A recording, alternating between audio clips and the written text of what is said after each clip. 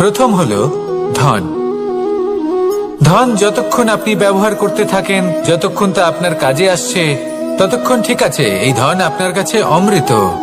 কিন্তু যখন এই ধন আপনাকে ব্যবহার করতে শুরু করে, বুঝে যাবেন যে আপনার পতনের সময় শুরু হয়েছে।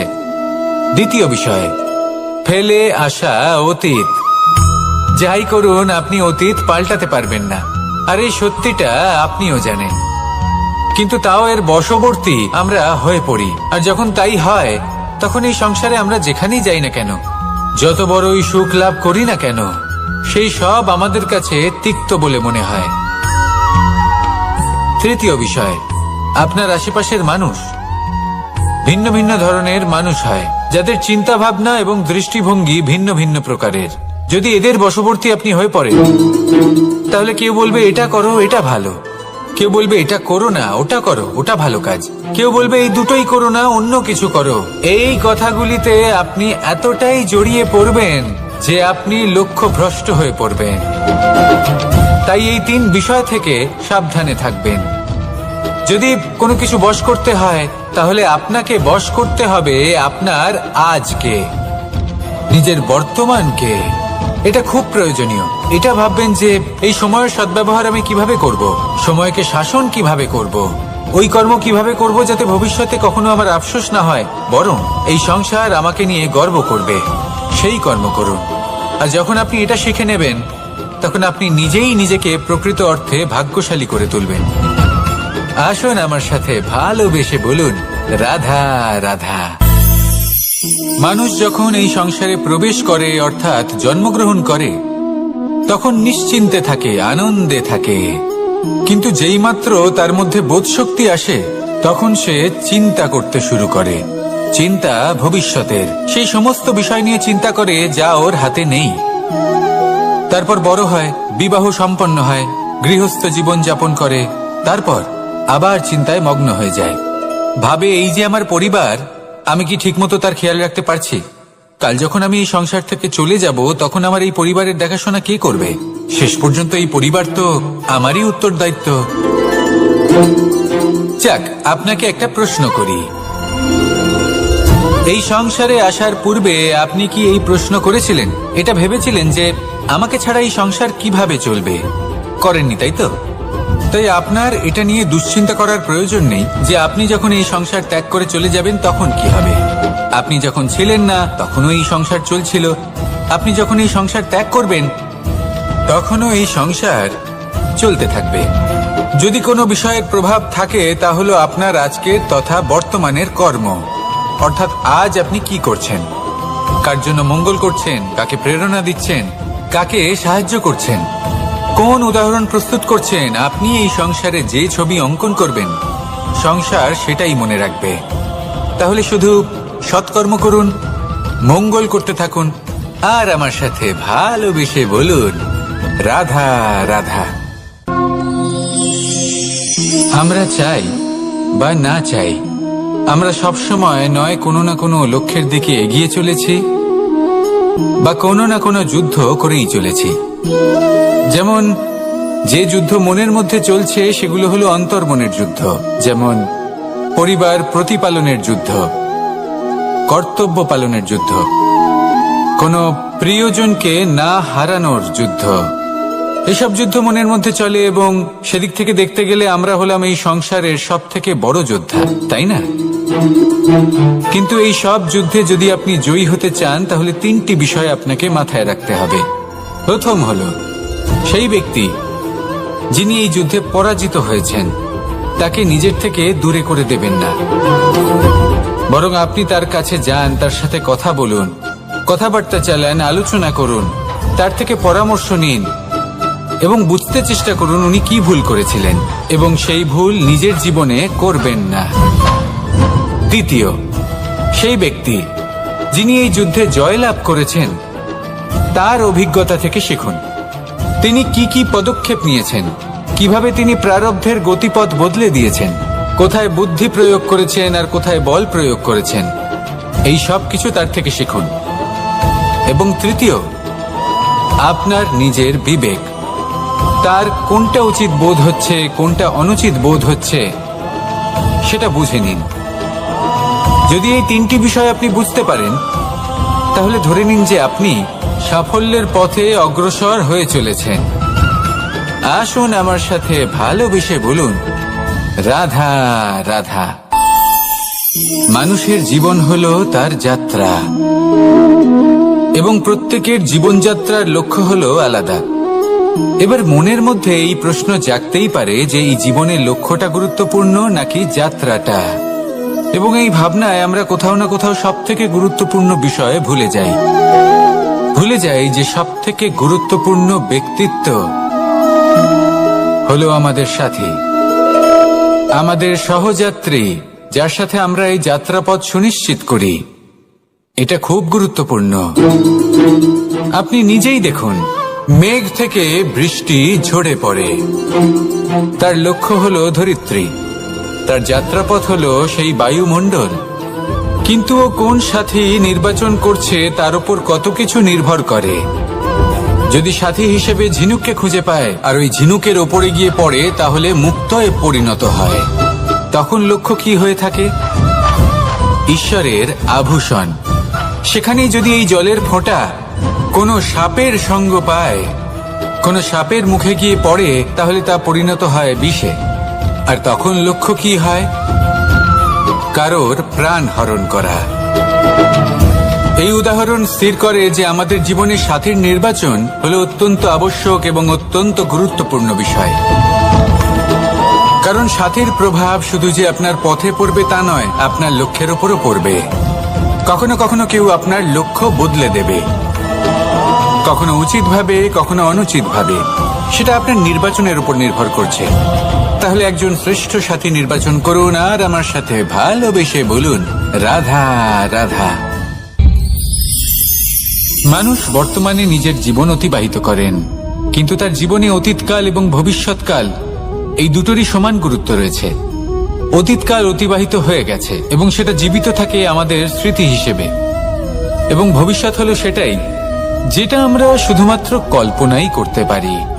এবার অতীতের কিছু স্মৃতি এমন থাকে যা আমাদের কাছে আনন্দময় হয় না, তা কটু হয়, দুঃখজনক হয়, যন্ত্রণাদায়ক হয়।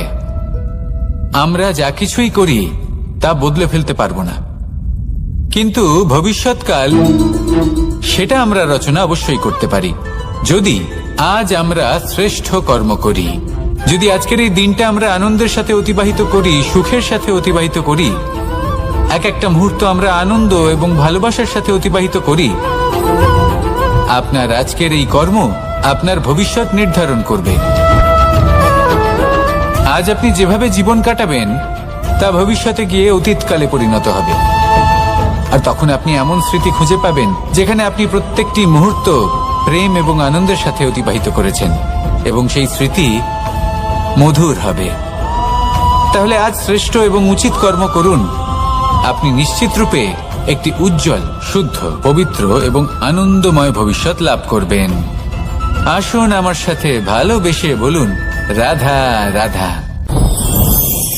প্রত্যেক মানুষ নিজের জীবনে হীরক তথা হীরে এবং দর্পণ এই দুই দেখেছেন।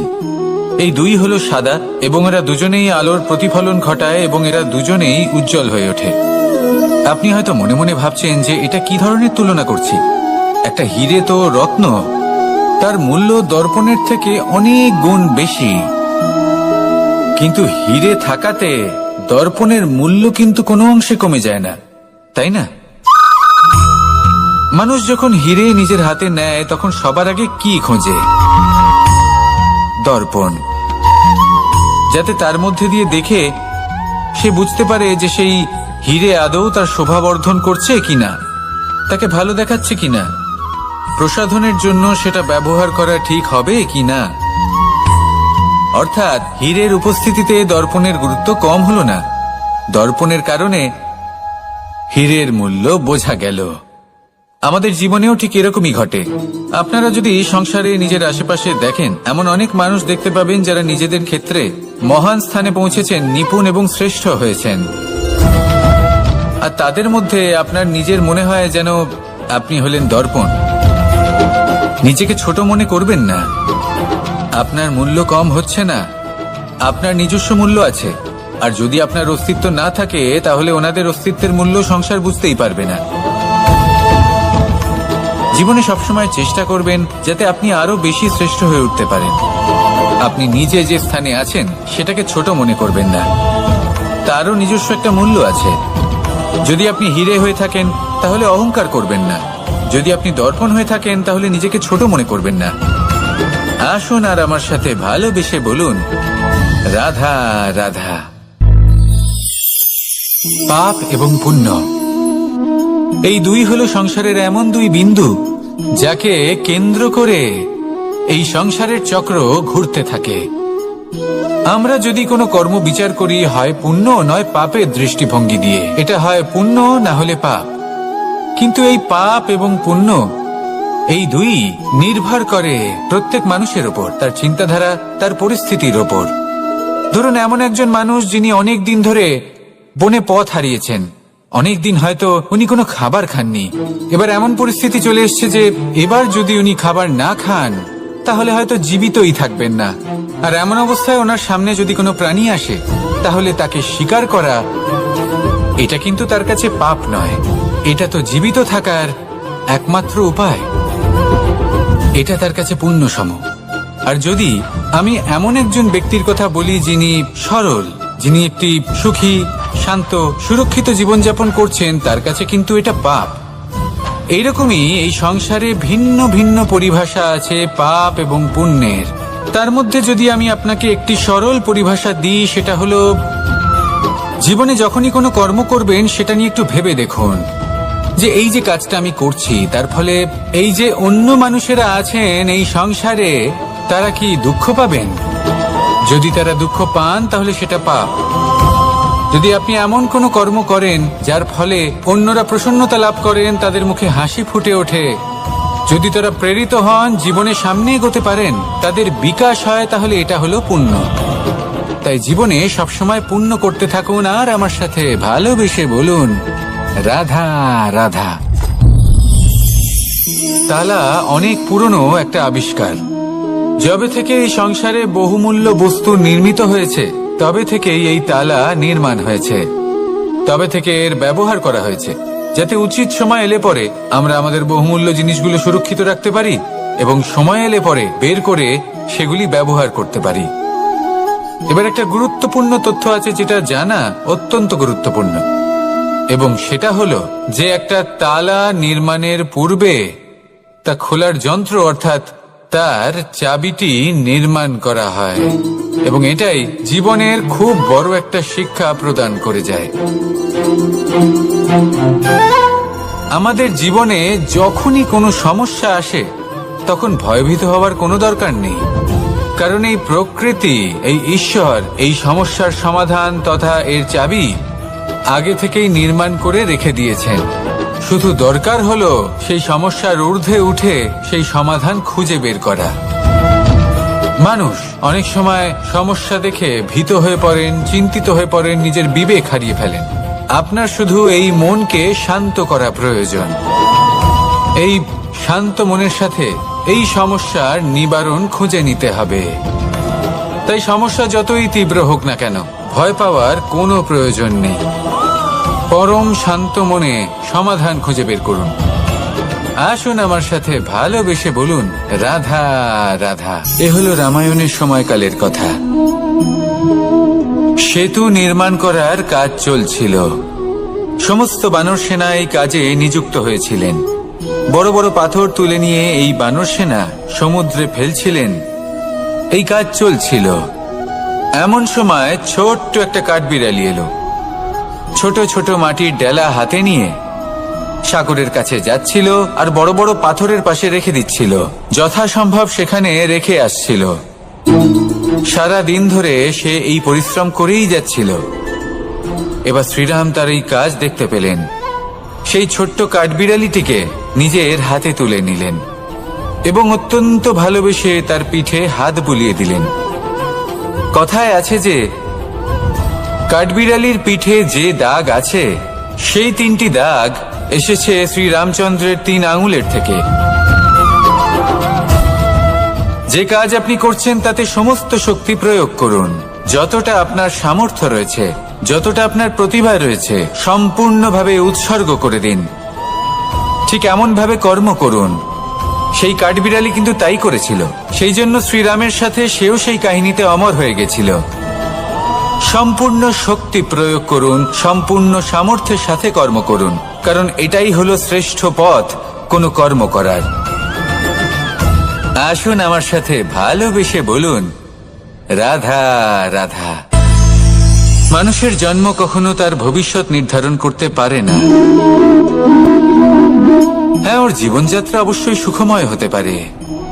নির্ভর করে যে ও কোন পরিবারে জন্ম নিচ্ছে, তার পরিবার পরিজন কে হন, তার মাতা পিতা কে হন, তাকে কেমন শিক্ষা দেওয়া হয়েছে, কেমন ভাবে পালন করা হচ্ছে। সে কিন্তু কুপাত্রও হতে পারে, আবার সুপাত্রও হতে পারে। কিন্তু সে চলে যাওয়ার পর এই সংসার তাকে মনে রাখবে নাকি না, আর যদি মনেও রাখে তাহলে কিভাবে মনে রাখবে, সেটা নির্ভর করছে তার কর্ম এবং তার নির্বাচনের উপর। ঠিক যেমন বর্ষার এই জলের ফোঁটা যখন মেঘ থেকে ঝরে পড়ে, তখন তার এই নির্বাচন হলো গুরুত্বপূর্ণ, কারণ তার নির্বাচন তার উপর নির্ভর করছে তার ভবিষ্যৎ কেমন হবে। ঝিনুকের মুখে পড়লে মুক্ত হয়ে ওঠে, সাপের মুখে পড়লে বিষ, আর যদি কোনো পাতায় পড়ে তাহলে শিশিরে পরিণত হয়। তাহলে কর্ম এবং নির্বাচন দুটি জীবনে গুরুত্বপূর্ণ। এদের বিষয় বিশেষ যত্ন নেবেন এবং আমার সাথে ভালোবেসে বলবেন, রাধা রাধা। কখনো কখনো আমাদের জীবনে দুঃখ আসে এবং তার কারণ হলো সন্দেহ। মানুষ আমাদের উপর সন্দেহ করে, আমাদের কর্ম নিয়ে, আমাদের মানসিকতা নিয়ে, আমাদের কথা নিয়ে, আমাদের চরিত্র নিয়ে।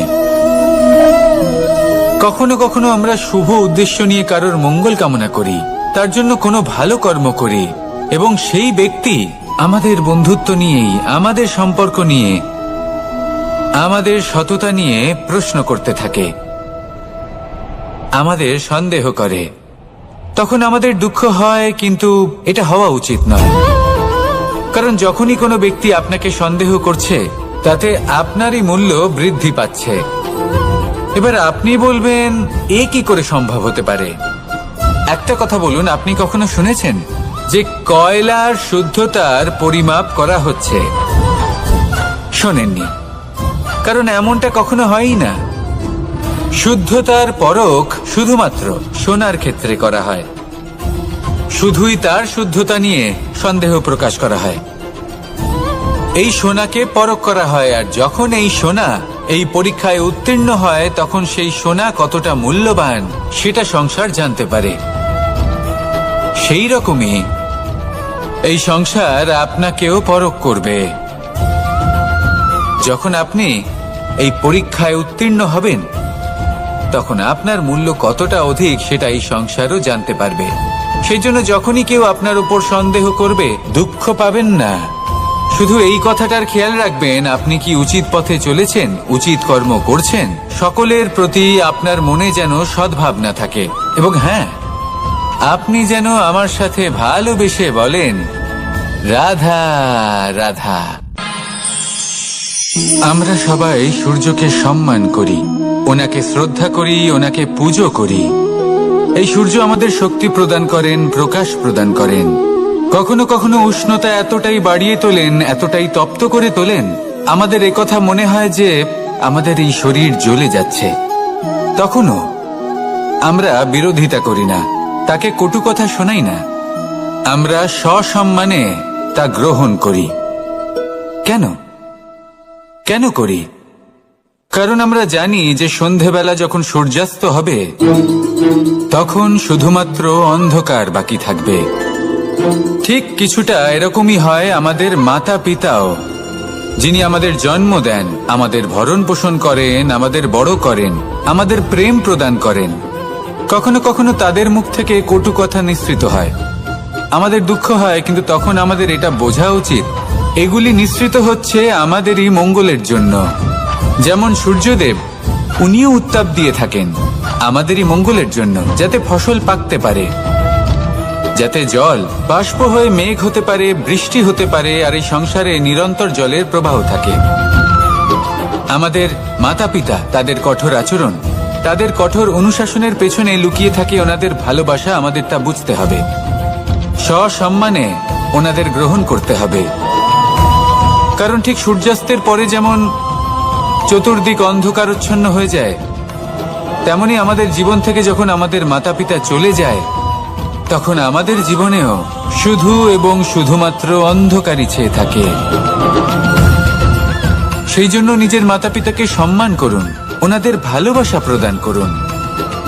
এই মন আর এই জীবন প্রসন্ন হয়ে বলবে, রাধা রাধা। শিশিরের বিন্দু পাতার ওপর পড়ে আর তার গায়ে লেগে থাকে। পাতা তাকে শুষে নিতে পারে না, আর শেষ পর্যন্ত সে ঝরে পড়ে যায়। অন্যদিকে রয়েছে মেঘ এবং চাতক। এদের মধ্যে অনেক দূরত্ব থাকে। মেঘ থাকে আকাশে আর চাতক থাকে ধরিত্রীতে। কিন্তু যখন এই মেঘ থেকে বৃষ্টি ঝরে পড়ে, এই চাতক কিন্তু সেই জলই পান করে, নয়তো সে তৃষ্ণার্ত থেকে যায়। এবার অন্যদিকে দেখলাম শিশির বিন্দু আর পাতার এই সম্পর্ক। এরা খুব কাছাকাছি থাকে, ঘনিষ্ঠও থাকে। অন্যদিকে রয়েছে মেঘ এবং চাতকের সম্পর্ক, যাদের মধ্যে অনেক দূরত্ব থাকা সত্ত্বেও তারা খুব ঘনিষ্ঠ, তাই না? এই সারমর্ম খুব সরল। এই নৈকট্য, এই দূরত্ব, তা আপনার সম্পর্কে প্রভাব কিছুতেই ফেলতে পারে না। এই নৈকট্য, এই দূরত্ব, এইসব হলো শুধুমাত্র মনের ব্যাপার। কখনো আপনি অনুভব করেছেন আপনি কারোর থেকে অনেক অনেক দূরে আছেন, অনেক দূরে আছেন, তাও সেই ব্যক্তির প্রতি আপনি টান অনুভব করেন। সেখানে আপনি কারোর সাথে প্রত্যেক দিন অতিবাহিত করেন, সমস্ত জীবন অতিবাহিত করেন, সব থেকে বেশি সময় তার সাথে অতিবাহিত করেন, তাও তার প্রতি সেই টান অনুভব করেন না। এই সংকেত হলো মনের দূরত্বের। তাহলে মনের এই দূরত্ব দূর করুন আর আমার সাথে ভালোবেসে বলুন, রাধা রাধা। পাখি কখন জন্ম নেয়, কখন উড়তে শেখে, কখন বাসা বানাতে শেখে, কখন নিজের মৃত্যু লাভ করে, এসব আমাদের মধ্যে কেউ জানি না। কিন্তু পাখি একটা কথা খুব ভালো করে জানে, যে এই সংসারে ও যা কিছুই করুক না কেন, এই সংসারে ওকে নিয়ে কিচ্ছু যায় আসে না। এবার আমরা কি করি? কোনো কাজ করার আগে আমরা এটা ভাবি যে এই সংসার যদি আমাকে দেখে ফেলে, তাহলে কে জানে এই সংসার কি ভাববে, আমার প্রতিচ্ছবি কেমন তৈরি হবে কে জানে, কে জানে কি হবে, আদি ইত্যাদি। এই সব ভাবনায় আমরা মগ্ন হয়ে যাই। কিছুটা এমন ভাবে মগ্ন হই যে বর্তমানের কর্মের এই জীবনের যাত্রাপথে সেই সময়ের আনন্দ উপভোগ করতে ভুলে যাই। এবার দেখুন একটা পাখি কি করে। ওর কর্ম হলো গান গেয়ে চলা। ওই পাখি গেয়ে চলে, কেউ ওর গান শুনুক বা না শুনুক, কেউ আদৌ শুনছে কিনা সেই বিষয়টা নিয়ে সেই পাখির কিছুই যায় আসে না। সেই পাখি নিজের কর্ম করতে থাকে। হয়তো সেই জন্যই আপনি কখনো কোনো পাখিকে কাঁদতে দেখবেন না। এরকমই আপনাকে নিজেকে গড়ে তুলতে হবে। প্রথমে নিজেকে জিজ্ঞেস করুন, এই যে কর্ম আমি করতে চলেছি সেটা কি উচিত? যদি আপনার মনে হয় সেটা উচিত, তাহলে সেটা প্রমাণ করুন। এটা ভাববেন না যে এই সংসার কি ভাববে। আসুন আর আমার সাথে ভালোবেসে বলুন, রাধা রাধা। আজ আমি আপনাকে একটা ছোট্ট কাহিনী শোনাবো। এটা কোনো এক সময়ের কথা। দুজন বোন জাঁতাকলে গম পেশাই করছিলেন, আর ওনাদের মধ্যে যিনি ছোট ছিলেন তিনি সময় সময় সেখান থেকে ছোট ছোট দানা তুলে খাচ্ছিলেন এবং বিষয়টা উপভোগ করছিলেন। এবার দেখতে দেখতে গম পেশাই সমাপ্ত হলো। এবার পেশাই করা গম নিয়ে সেই দুজন বোন বাড়ি ফিরে আসছিলেন, এবং তাদের ফেরার পথে হঠাৎ করে কোথাও থেকে একটি বাছুর চলে এলো। এই দুই বোন ভয়ভীত হয়ে গেলেন, আর তাদের হাত থেকে সেই আটা পড়ে গেল, মাটিতে মিশে গেল। এবার এই পুরো ঘটনাক্রমে যদি কারোর বিন্দুমাত্র লাভ হয়ে থাকে, বিন্দুমাত্র আনন্দ পেয়ে থাকে, তাহলে সে কে? সেই ছোট বোন, যিনি মাঝে মাঝেই গমের দানা তুলছিলেন এবং খাচ্ছিলেন। কিছুটা হলেও উনি আনন্দ লাভ করেছিলেন। এবার এরকমই হলো আমাদের জীবনে ভক্তি এবং ভালোবাসা সংক্রান্ত বিষয়ে। মানুষ নিজের জীবনের দৈনিক কাজে এতটাই ব্যস্ত হয়ে পড়েন প্রত্যেকদিন শুধু কাজ কাজ কাজ কাজ করতে থাকেন, আর তাতে ভক্তি এবং ভালোবাসার জন্য সময় বার করতেই পারেন না। দেখুন, জীবনে ভক্তি আর প্রেমের এই যে ছোট ছোট মুহূর্ত আছে, এগুলো যদি আপনি যাপন করতে পারেন তাহলে তাতেই আপনি তৃপ্তি লাভ করবেন। বাকি সবই আপনার ব্যর্থ বলেই মনে হবে। জীবনে যখনই আপনি কোনো কাজ করবেন, ঈশ্বরের প্রতি সমর্পিত হয়ে সেই কাজ করুন। আর যখনই সময় পাবেন, তাহলে সেই সময় নিজের আপনজনদের দিন। যাদের আপনি ভালোবাসেন তাদের প্রতি যত্নবান হন, তাদের শুভাকাঙ্ক্ষী হন। এই প্রেম আর ভক্তির ছোট ছোট মুহূর্তগুলো আপনার জীবনকে চরিতার্থ করে তুলবে। আসুন আমার সাথে ভালোবেসে বলুন, রাধা রাধা। মানুষের জীবন কি? আপনি বলতে পারেন জন্ম আর মৃত্যুর মধ্যেকার সময়। আর মৃত্যু কখন হয়? যখন মানুষ শ্বাস নেওয়া বন্ধ করে দেয়, হাত পা নাড়ানো বন্ধ করে দেয়, ভাবা ছেড়ে দেয়। এমনটা নয়, মানুষের অন্তর। তার মৃত্যু তখনই হয় যখন তার অন্তরের করুণা শেষ হয়ে যায়। করুণা, সেই ভাব যা মানুষকে মানুষ করে তোলে, যা এক মানুষকে আর এক মানুষের কষ্টে তার প্রয়োজনীয়তা অনুভব করে, আর সেটাই তাকে শক্তি দেয় অন্য কাউকে সহায়তা করার জন্য, তাকে পাত্র করে এই সৃষ্টির নিয়ন্তা হবার জন্য। দেখুন, এই সংসারে মৃত্যু কেবলমাত্র একবারই হয়, তাই তার আগে কেন মরব? এই করুণাকে কেন মারব? নিজের মনুষ্যত্ব বজায় রাখুন। মৃত্যুর পরেও আপনি জীবিত থাকবেন। রাধা।